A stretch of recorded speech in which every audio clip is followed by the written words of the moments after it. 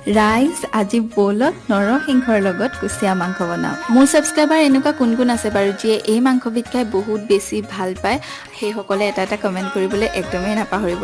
আৰু এনেকুৱা কোন আছে যোনে এই মাংসবিধ একেবাৰে খাই পোৱা নাই বা বেয়া পায়, সেইসকলক মই জনাব বিচাৰোঁ যে এই মাংসবিধ আপোনালোকৰ স্বাস্থ্যৰ বাবে বহুত বেছি উপযোগী হয়।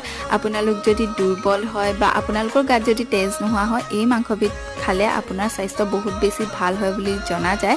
সেয়েহে আমিও খাই থাকোঁ মাজে মাজে কেতিয়াবা বজাৰত পালে। আৰু এনেকৈ আপোনালোকৰ লগত কথা পাতি থাকোঁতে দেখিছেই নহয়, মোৰ মাংস বনি হৈ গ'ল। আৰু মাংসখিনি ভালকৈ ভাজি হোৱাৰ পিছত ইয়াতে মই দি দিলোঁ পিচি থোৱা নৰসিংহখিনি। আৰু ইয়াৰ পিছত ভালকৈ ঢাকনিৰে ঢাকি অলপ সময় উতলাই ল'ব। তাৰপিছত হৈ যাব মাংস ৰেডি। মাংস হৈ গ'ল যেতিয়া চিম্পুলকৈ ধুনীয়াকৈ থালিখনো ৰেডি কৰি ল'লোঁ। আজি নৰসিংহ কুচিয়াৰ লগতে আছিলে কলমৌ ভাজি আৰু আচাৰ, আৰু লগতে নেমু এপিচ। নাইৰাই খাই হেনো আজি বহুত বেছি ভাল পালে।